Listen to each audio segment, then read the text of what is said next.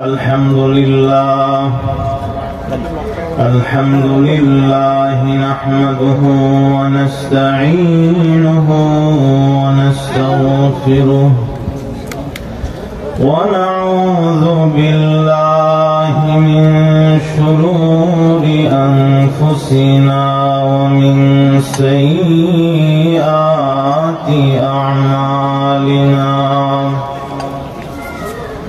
من يهده الله فلا مضل له ومن يضلل فلا هادي له وأشهد أن لا إله إلا الله وحده لا شريك له وأشهد أن سيدنا ونبينا ومولانا محمدا عبده ورسوله الذي أرسله بالحق بشيرا ونذيرا وداعيا إلى الله بإذنه وسراجا منيرا أما بعد فقد قال الله تبارك وتعالى في كلامه المجيد وفرقانه الحميد أعوذ بالله من الشيطان الرجيم بسم الله الرحمن الرحيم وإنه لذكر لك ولقومك وسوف تسألون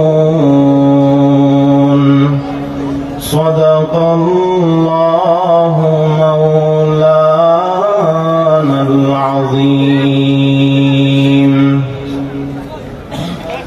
মুসলিম take Sirajul Uloom মাদ্রাসার উদ্যোগে আয়োজিত আজকের এই মাহফিলের অত্যন্ত সম্মানিত ব্যক্তি এবং আমার অত্যন্ত মহাব্বতের মানুষ, অত্যন্ত শ্রদ্ধেয় ভাজন ব্যক্তি, আমাদের আজকের এই মাহফিলের সভাপতি আলহাজ মোহাম্মদ আমজাদ হুসাইন সাহেব, উপস্থিত আছেন মুরব্বিয়ানে আযম, উলামায়ে কেরাম, ছোট বড় সমবয়স্ক ভাইয়েরা, পর্দার অন্তরালের মা ও বোনেরা। আগেই বলে রাখি আমার সময় একেবারেই কম, আধা ঘন্টা বা এর চেয়েও কমে যদি আমি শেষ করতে পারি তাহলে ভালো। তো এজন্য লম্বা আলোচনা করার সুযোগ আমার কাছে নাই। আমি আপনাদের সামনে কোরআনের আয়াত সমূহ থেকে ছোট্ট একটা আয়াত তেলাওয়াত করেছি। এই আয়াতের উপরেই আলোচনা করব ইনশাআল্লাহ। আল্লাহ পাক রব্বুল আলামিন কোরআনের এই ছোট্ট আয়াতের মধ্যে বলেন, ওয়াইন্নাহু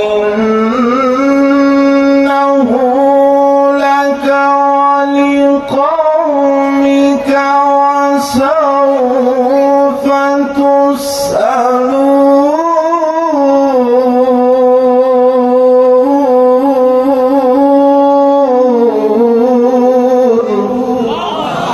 আল্লাহ পাক রব্বুল আলামিন বলেন, ওয়াইন্নাহু লাকা ওয়া লিকাওমিকা, এই কোরআন তোমার এবং তোমার সম্প্রদায়ের জন্য সম্মানের একটা বস্তু। ওয়াইন্নাহু লাযিকরুল লাকা ওয়া লিকাওমিকা, এই কোরআন তোমার এবং তোমার সম্প্রদায়ের জন্য অত্যন্ত সম্মানের একটা বস্তু। এবং আল্লাহ আরো বলেন ওয়াসাউফা তুসআলুন, আমি এই কোরআন সম্পর্কে তোমাদেরকে জিজ্ঞাসা করব। তাহলে আল্লাহ এই আয়াতের মধ্যে আমাদেরকে বললেন যে কোরআনটা আমাদের জন্য অত্যন্ত সম্মানজনক একটা বস্তু। আল্লাহ আমাদেরকে এই কোরআন সম্পর্কে জিজ্ঞাসা করবেন। কোরআনের কিছু হক আছে, এই হকগুলো সম্পর্কে আল্লাহ কিয়ামতের ময়দানে আমাদেরকে জিজ্ঞাসা করবেন। কোরআনের 1 নম্বর হক হলো কোরআনের উপরে ঈমান আনা। 2 নম্বর হক হলো কোরআনকে হেফাজত করা। 3 নম্বর হক হলো কোরআনের সম্মান করা। 4 নম্বর হক হলো কোরআন তেলাওয়াত করা। 5 নম্বর হক হলো কোরআন বুঝে পড়া, বোঝার চেষ্টা করা। 6 নম্বর হক হলো কোরআনের উপরে আমল করা। 7 নম্বর হক হলো এই কোরআনের বাণী অপরের কাছে পৌঁছে দেওয়া। এই 7টা হক হলো কোরআনের। এই 7 হক আমরা আদায় করেছি কিনা এই সম্পর্কে আল্লাহ কাল কিয়ামতের ময়দানে আমাদেরকে জিজ্ঞাসা করবেন। তাহলে এই কোরআনের হক গুলো যেন আমরা আদায় করতে পারি, সব হক নিয়ে আমার আলোচনা করার আসলে সুযোগ হবে না। সর্বপ্রথম হক হলো কোরআনের উপর ঈমান আনা। কোরআনের উপর ঈমান 2 ভাবে হয়ে থাকে, একটা হলো সংক্ষিপ্ত ভাবে, আরেকটা হলো বিস্তারিত ভাবে। সংক্ষিপ্ত মানে আমরা সবাই কোরআন বিশ্বাস করি যেটা কার কিতাব? আল্লাহ তাআলার পক্ষ থেকে নাজিলকৃত কিতাব। এবং আমরা এটাও বিশ্বাস করি যে কোরআনের মধ্যে যা আছে সব সত্য। এটা হলো কোরআনের উপরে সংক্ষিপ্ত ঈমান। আর কোরআনের উপরে বিস্তারিত ঈমান রাখা মানে কোরআনের অর্থ বোঝা, কোরআনের তাফসীর বুঝে, এর প্রত্যেকটা আয়াতের অর্থ তাফসীর বুঝে তার উপরে ঈমান রাখা, এটা হলো কোরআনের উপরে তাফসীরি ঈমান। এটা সবার পক্ষে সম্ভব না। বিশেষ এক শ্রেণীর মানুষ এটা যদি আদায় করে তাহলে সবার পক্ষ থেকে এটা পালন হয়ে যাবে। এটাকে বলা হয় ফরজে কিফায়া। কোরআনের উপরে বিস্তারিত ভাবে ঈমান আনা এটা হলো ফরজে কিফায়া। সমাজের কিছু মানুষ যদি এই কাজটা করে তাহলে বাকি সবার উপর থেকে এটা সাকেত হয়ে যাবে। এই যে বাচ্চারা, এই যে আমরা যারা আছি, আপনাদের পক্ষ থেকে আমরা এই দায়িত্বটা পালন করে আপনাদের জিম্মা থেকে এই কাজটা, আমরা এই বোঝাটা হালকা করে দিলাম, এই কাজ থেকে আপনাদেরকে মুক্ত করে দিলাম। সেজন্য আমাদের এবং এই ছাত্রদেরকে আপনাদের শুকরিয়া আদায় করতে হবে।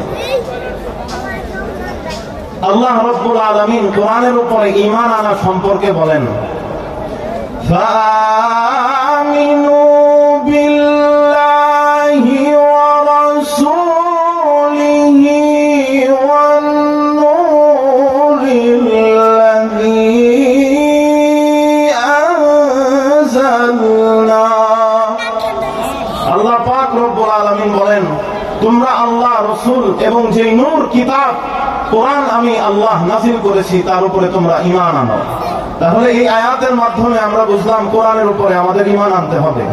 2 নম্বর কোরআনের হক হলো যে কোরআন এটার ইহতিরাম করা, সম্মান করা। আমি সিরিয়াল ইচ্ছা করেই ঠিক রাখতেছি না, আগে যেভাবে সিরিয়াল বলছি ওই সিরিয়াল আমি ইচ্ছা করেই ঠিক রাখতেছি না। 3 নম্বরটাকে আমি 2 নম্বরে বললাম, কারণ আছে, এগুলো একটু আগে আলোচনা করি। 2 নম্বর হক হলো কোরআনের সম্মান করা। কোরআনের সম্মান করেন। কোরআন এটা অত্যন্ত সম্মানিত কিতাব। ইন্নাহু লাকুরআনুন কারীম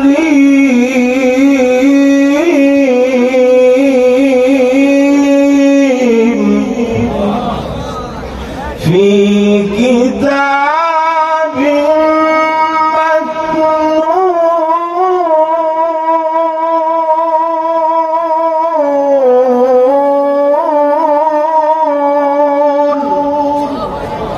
لا يمسه إلا المطهرون।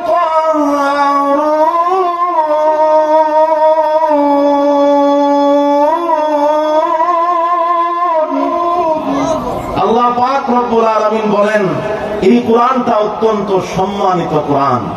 এই কোরআনটা লৌহে মাহফুজের মধ্যে সংরক্ষিত আছে। এটাকে পবিত্র ফেরেশতাগণে স্পর্শ করতে পারে, পবিত্র মানুষই এটাকে স্পর্শ করতে পারে, পবিত্র মানুষ ছাড়া এটাকে কেউ স্পর্শ করতে পারে না। ও মুসলমান, লক্ষ্য করে দেখো, লক্ষ্য করে দেখো, এই কোরআনের সম্মান কোরআনের সম্মানের কারণে আল্লাহ বিশির হাফিকে আল্লাহ আল্লাহর ওলি বানায়া দিছেন। ও মুসলমান, বিশির হাফি শুধুমাত্র পাপিষ্ঠ বান্দা ছিল না। ও মুসলমান, বিশির হাফি একজন মদ্যপানকারী মানুষ ছিল। সে নেশা করত, শুধু নেশা না, মদের কয়েকটা ফ্যাক্টরি ছিল রে মুসলমান। কোটি কোটি টাকা এই মদের ব্যবসার মাধ্যমে সে কামাইতো। ও মুসলমান,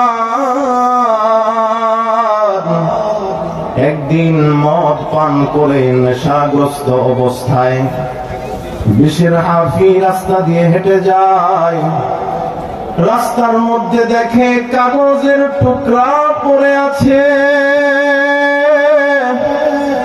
কাগজের টুকরাটা হাতে নিয়ে দেখে কাগজের টুকরায় আল্লাহর কালাম বিসমিল্লাহির রহমানির রহিম লেখা। ও মুসলমান, কাগজের মধ্যে যখন বিসমিল্লাহির রহমানির রহিম এই লেখা যখন বিশির হাফি দেখে রে মুসলমান, অমনি সাথে সাথে কাগজটাকে নিয়া মুছে পরিষ্কার করে আতর লাগাইয়া উপরে উঁচা একটা স্থানে রেখে দেয়। আল্লাহ রব্বুল আলামিন বিশির হাফি বাড়িতে চলে যায়। আল্লাহ ওই যুগেরই একজন ওলির ঘুমে স্বপ্ন দেখায়। ও আমার বান্দা, বিশির হাফিকে বলো গিয়া সে যেইভাবে আমার কালামকে সম্মানিত করেছে, যেইভাবে আমার কালামকে সে সুশোভিত করেছে আতর দিয়া, যেইভাবে সে আমার এই কালামটাকে উঁচু স্থানে রাখাইছে, যেইভাবে সে আমার এই কালামটাকে সম্মান দিল, উঁচু স্থানে রাখলো, তুমি গিয়া বিশিরকে বলো আমি আল্লাহ তার নামটাকে সুমণ্ডিত করে দিব, আমি আল্লাহ তার নামটাকে সুশোভিত করে দিব, আমি আল্লাহ তাকে উচ্চ মাকাম দান করব। আল্লাহর ওলি স্বপ্নের দিকে ভ্রুক্ষেপ করে না, চিন্তা করে বিশির তো মদ খায়, বিশির তো মদ খায়, তার ব্যাপারে এরকম কথা হতেই পারে না। আবার আল্লাহর ওলি ঘুমায়, আবার আল্লাহ স্বপ্ন দেখায়, আবার ঘুমায়, আবার আল্লাহ স্বপ্ন দেখায়। এইভাবে তিনবার স্বপ্ন দেখার পর আল্লাহর ওলি এখন বিশ্বাস করতে পারলো যে বাস্তবেই আল্লাহ এটা আমাকে বিশিরকেই বলার জন্য বলতেছে। আল্লাহর ওলি দৌড়ায়া সকালবেলা গেল বিশিরের খুঁজে। ঘরে গিয়া দেখে ঘরে নাই, মদের কারখানায় গিয়া দেখে বিশির মদ পান করে মাতাল হয়ে পড়ে আছে। ওই আল্লাহর ওলি বলে বিশির আসেনি এখানে? সাথীরা বলল বিশির আছে। আল্লাহর ওলি বলে যাও বিশিরকে গিয়া বলো আল্লাহর পক্ষ থেকে পয়গাম এসেছে, পয়গাম, যাও বিশিরকে যায়া তোমরা জানায়া দাও। যখনই বিশিরের কাছে গিয়া বলল আল্লাহর পক্ষ থেকে তোমার জন্য পয়গাম আসছে, সংবাদ আসছে, বিশির মাতাল অবস্থায় তারপরেও আল্লাহর কথা শুনে, আল্লাহর পয়গামের কথা শুনে মনে ভয় জাগলো, মনে হয় আল্লাহর পক্ষ থেকে কোনো আযাবের কথা আমার জন্য আসছেনি, আল্লাহ কি আমাকে আযাব দিবে কিনা আমার ভয় হয়। এই ভয়ের কারণে বিশিরের মাতলামি চলে গেল। অমনি দৌড় দিয়ে বিশির যখন আল্লাহর ওলির কাছে আসে, আল্লাহর ওলি তাকে বলে, ও বিশির, আল্লাহর পক্ষ থেকে সুসংবাদ নাও, সুসংবাদ নাও রে বিশির।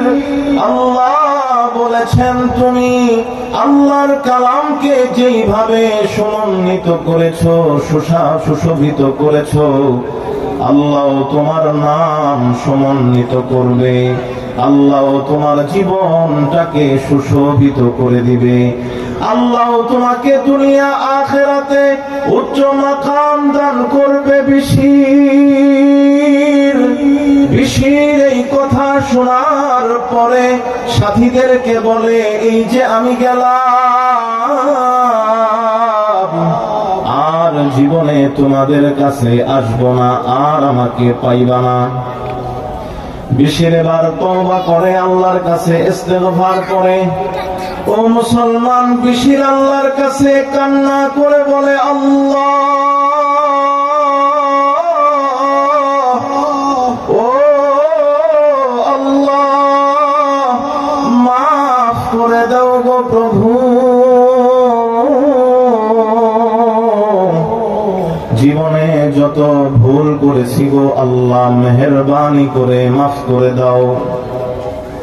বিশিরকে আল্লাহ শুধু মাফি করে নাই রে মুসলমান, শুধু মাফি করে নাই, আল্লাহ এই কোরআনের একটা কালামের সম্মান দেওয়ার কারণে বিশিরকে আল্লাহ আল্লাহর ওলি হিসেবে কবুল করে নিয়েছে। শুধু আল্লাহর ওলি হিসেবেই নয়, সকল ওলিদের সরদার আল্লাহ বানায় দিয়েছেন। ও মুসলমান, এই বিশির যখন বাগদাদের মারবে তার জন্ম হয়েছে, বাগদাদের রাস্তা দিয়ে যখন সে হাঁটতো, খালি পায়ে হাঁটতো, কেন আল্লাহ বলেছেন, ওয়াল আরদ ফারাশনাহা, আমি জমিনকে বিছানা বানাইছি। বিশির চিন্তা করতো, আল্লাহর বিছানায় আমি জুতা পরে কেমনে হাঁটবো,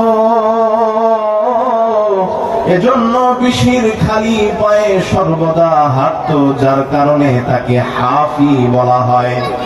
ও মুসলমান, বড় আশ্চর্যের বিষয়, আল্লাহ তাকে কেমন সম্মান দিয়েছেন। বিশির রাস্তায় খালি পায়ে হাঁটতো, এজন্য ওই শহরের কোন চতুষ্পদ জানোয়ার রাস্তায় পায়খানা করত না। ও মুসলমান, রাস্তায় পায়খানা করলে বিশিরের পায়ে পায়খানা লাগবে, এজন্য চতুষ্পদ জানোয়ার রাস্তায় পায়খানা করত না। কেননা আল্লাহর ওলি বিশির এই রাস্তা দিয়ে হাঁটবে রে মুসলমান। ও মুসলমান, একদিন হঠাৎ করে দেখে মানুষেরা রাস্তায় এক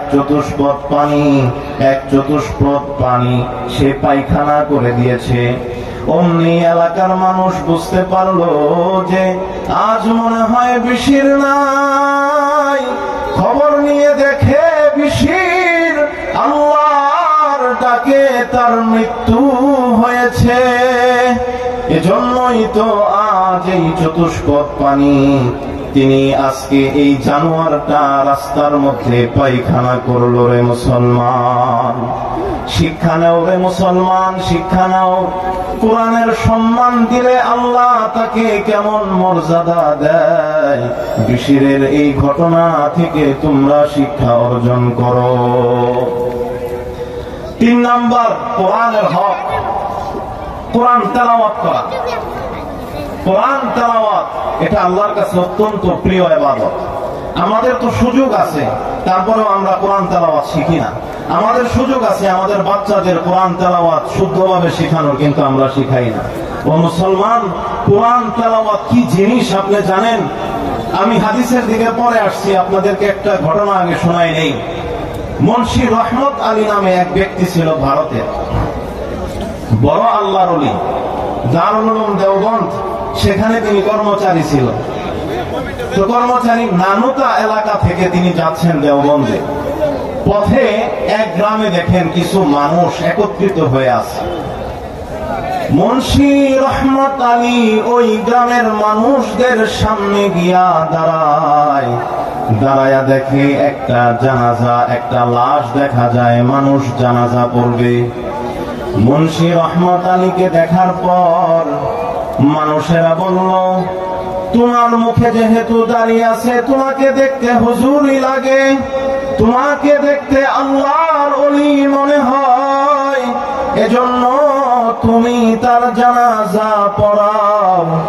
মুন্সি রহমত আলী বলে, না, আমি তার জানাজা পড়াতে পারবো না, তার তো পরিবারের লোক আছে, পরিবারের লোকের অনুমতি ছাড়া আমি জানাজা পড়াবো না। ঘর থেকে স্ত্রী আওয়াজ দিয়া বলে এলাকাবাসীকে, ও এলাকাবাসীরা, তোমরা নামাজ পড়ায়ও না, মুন্সি রহমত আলীকে দিয়া আমার স্বামীর জানাজা পড়ায় নাও। এলাকার মানুষ বলে, মুন্সি রহমত আলীর নাম তুমি কিভাবে জানো? তার কথা কেন তুমি বললা? স্ত্রী এলাকাবাসীদেরকে বলে, শুনো শুনো, আমার স্বামী যখন জীবিত ছিল তখন আমাকে বলে গেছে, আমি যদি মারা যাইলে ও আমার স্ত্রী আমার জানাজা যেন অন্য কেউ না পড়ায়, মুন্সি রহমত আলীকে দিয়া আমার জানাজা পড়ায় নিও। ও মুসলমান, এই অনুমতি পাওয়ার পর মুন্সি রহমত আলী তার জানাজার নামাজ পড়াইলেন। জানাজার নামাজ পড়ানোর পর তিনি চিন্তা করলেন, দেখতে তো আল্লাহর ওলি মনে হয়, তার দাফনটা একটু করাই যায়। কবরে নামলেন, কবরে লাশটাকে দাফন করাইলেন। এরপরে মুন্সি রহমত আলী দেওবন্দে দারুল উলুম মাদ্রাসায় গেলেন। অফিসে যাওয়ার পর পকেটে হাত দিয়ে দেখে তার চাকরির যে কার্ড, ওই কার্ডটা নাই, যার কারণে তিনি চিন্তা করলেন চাকরির মাসালা, আমার পকেটে যদি কার্ড না থাকে তাহলে তো আমার চাকরি চলে যাবে। এজন্য আবার দৌড়ে গেলেন সেই এলাকায়, মানুষদেরকে বললেন, আমার কার্ড পড়ে গেছে, আমার কার্ড এই কবরের মধ্যে পড়ে গেছে, যদি অনুমতি দাও কবরটা খনন করে আমার কার্ডটাকে আমি বের করি। লোকেরা প্রথম একটু আপত্তি জানাইলো, কিন্তু পরে যখন অনুমতি পেয়ে কবরটাকে খনন করলো রে মুসলমান,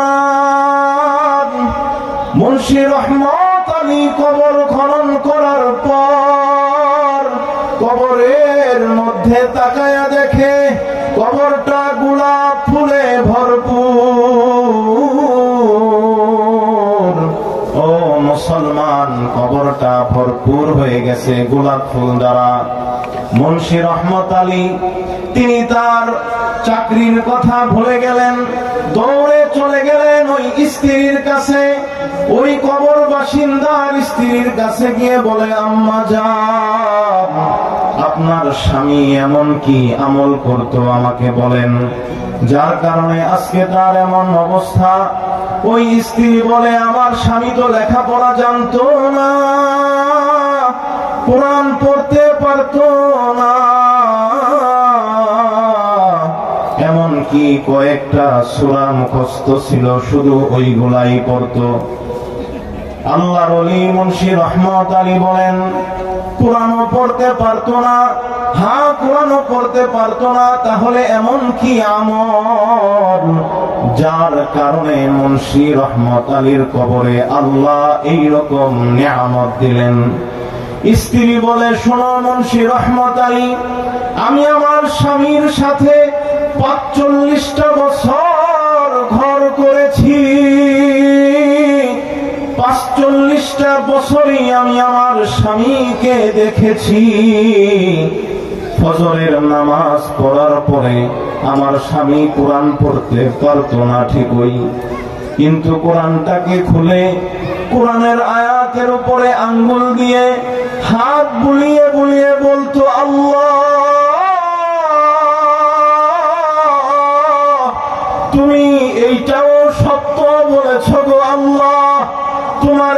কথাটাও সত্য, তোমার এই কথাটাও সত্য। এইভাবে মুন্সি রহমত আলী কোরআন খুলে খুলে কোরআনের আয়াতে হাত বোলায়া বোলায়া এইভাবে মুন্সি রহমত আলী চোখের পানি ছেড়ে আল্লাহর কাছে এইভাবে কাকুতি মিনতি করে বলতেন। এজন্য আল্লাহ মুন্সি রহমত আলীর এই যে বুজুর্গের কবরে গেলেন, আল্লাহ এই বুজুর্গের কবরটাকে ফুল দিয়া ভরপুর করে দিয়েছেন। সুবহানাল্লাহ। ও মুসলমান, আজকে আমাদের সময় আছে, তারপরেও কোরআন পড়ি না। আমার সন্তানকে আমি কোরআন শিখাই না। ও মুসলমান, আমাদের সময় থাকা সত্ত্বেও কোরআন পড়ি না রে মুসলমান। কোরআন যে তেলাওয়াত করে তার কত বড় ফজিলত।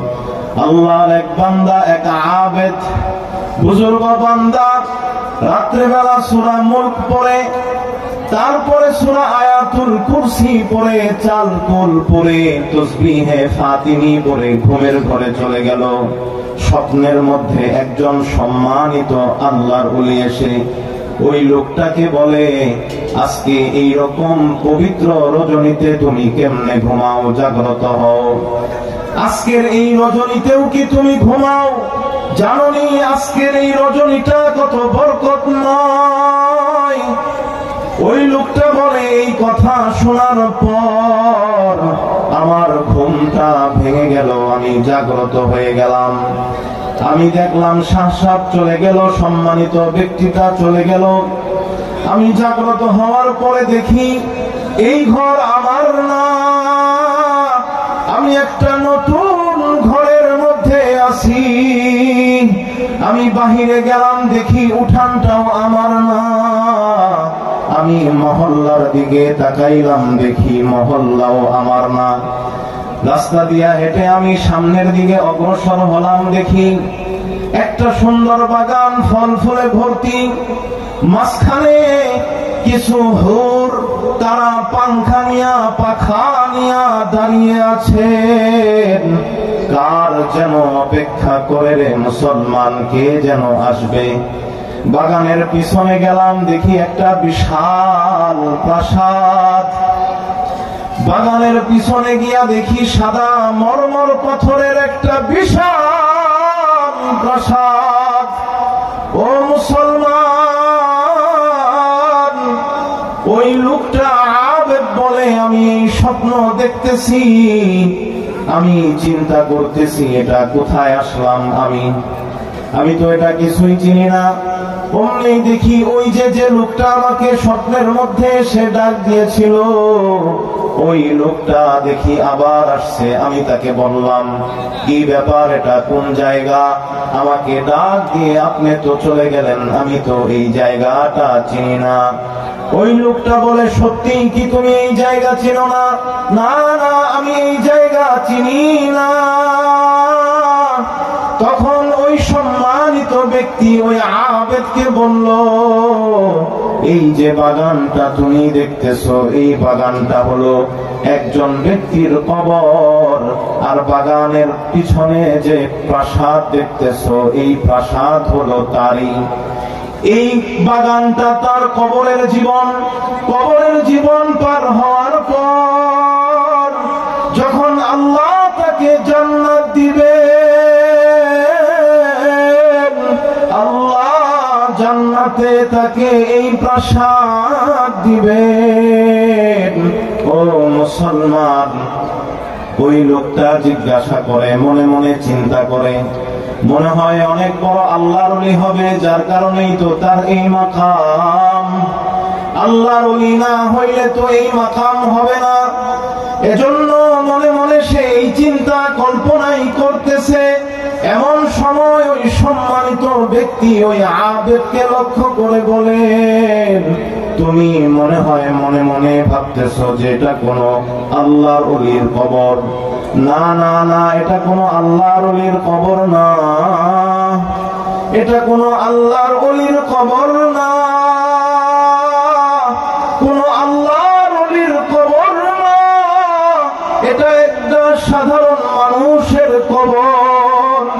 ও মুসলমান, ওই লোকটা জিজ্ঞাসা করে সাধারণ লোকের এমন সম্মান আল্লাহ কবরে দিবেন, তার মানে তার একটা অবশ্যই বড় কোনো আমল আছে। তখন ওই সম্মানিত ব্যক্তি বলল, হ্যাঁ, তার একটা বড় সম্মানজনক একটা আমল আছে, যার কারণে আল্লাহ তাকে এই সম্মান দিবেন। আবেদ আল্লাহর ওলি জিজ্ঞাসা করে, সম্মানিত সেই আমলটা কি, যে আমল তিনি দুনিয়ায় করতেছেন? ওই সম্মানিত ব্যক্তি এবার ওই বুজুর্গকে বলেন, এই যেই ব্যক্তিটার কবর এটা হবে, ওই ব্যক্তি দুনিয়ায় তেমন কোনো কিছু করে না, শুধুমাত্র সকাল সন্ধ্যা কোরআন তেলাওয়াত করে, কোরআন তেলাওয়াত। ও মুসলমান, চিন্তা করো, কোরআন তেলাওয়াতের কারণে আল্লাহ এই ব্যক্তিকে আল্লাহ কবরের মধ্যে জান্নাতের বাগান দিয়ে দিবেন। কোরআন তেলাওয়াতের কারণে আল্লাহ আখিরাতে তাকে আল্লাহ এই সাদা মরমরের পাথর দ্বারা নির্মিত বাড়ি দান করবেন।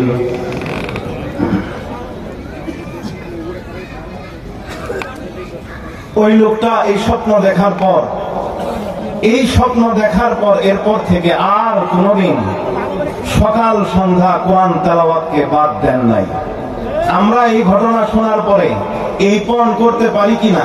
আমরা যারা কোরআন তেলাওয়াত পারি, ইনশাআল্লাহ সকাল সন্ধ্যা কোরআন তেলাওয়াত করব। দুই হাত তুলে বলেন ইনশাআল্লাহ। যারা কোরআন তেলাওয়াত পারি না, তারা কি করবেন? কোরআন তেলাওয়াত শিখবেন তো ইনশাআল্লাহ।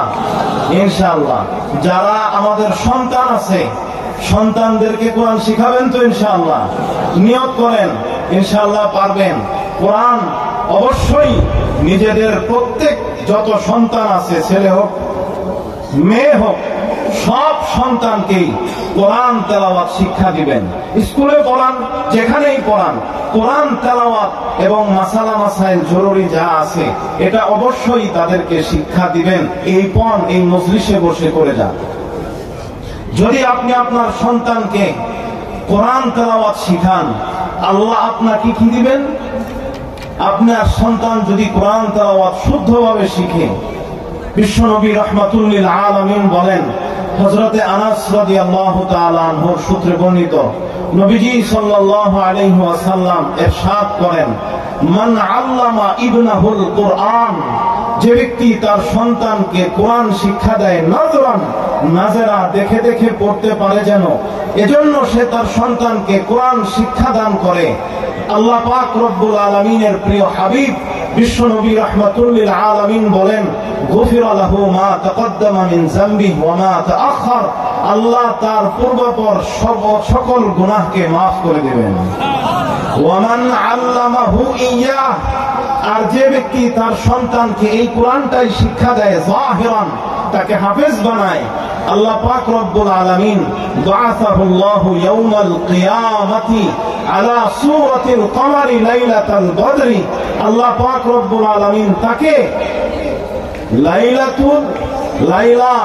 লাইলাতুল এই যে আপনার 15 তারিখের যে রাত্রের যে চাঁদ আপনারা দেখছেন কিনা, 15 তারিখের রাতের চাঁদ যেরকম একদম স্পষ্ট থাকে, সবাই দূর থেকে দেখে, সবার চোখে এটা ভাসে, চোখের মধ্যেও কোনো সমস্যা হয় না, কেউ দেখতে কোনো অসুবিধা হয় না, আল্লাহ পাক রব্বুল আলামিন আলা সূরাতিল কমারি ওই হাফেজের বাবা মাকে কাল কিয়ামতের ময়দানে এই পূর্ণিমার চাঁদের মতো করে আল্লাহ তাআলা হাসরের ময়দানে উঠাবেন।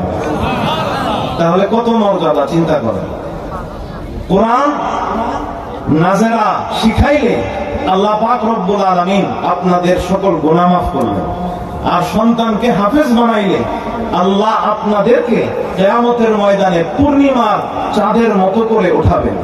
শুধু এতটুকুই নয়, বিশ্বনবী রাহমাতুল লিল আলামিন বলেন, মান ক্বারাআল কুরআন ওয়া আমিলা বিমা ফি, যে ব্যক্তি কোরআন পড়ে এবং কোরআনের মধ্যে যা আছে সেই অনুযায়ী আমল করে, উলবিসা ওয়ালিদাহু তাজান ইয়াউমাল কিয়ামা, আল্লাহ তাআলা তার পিতামাতাকে কিয়ামতের ময়দানে নূরের টুপি পরাবেন।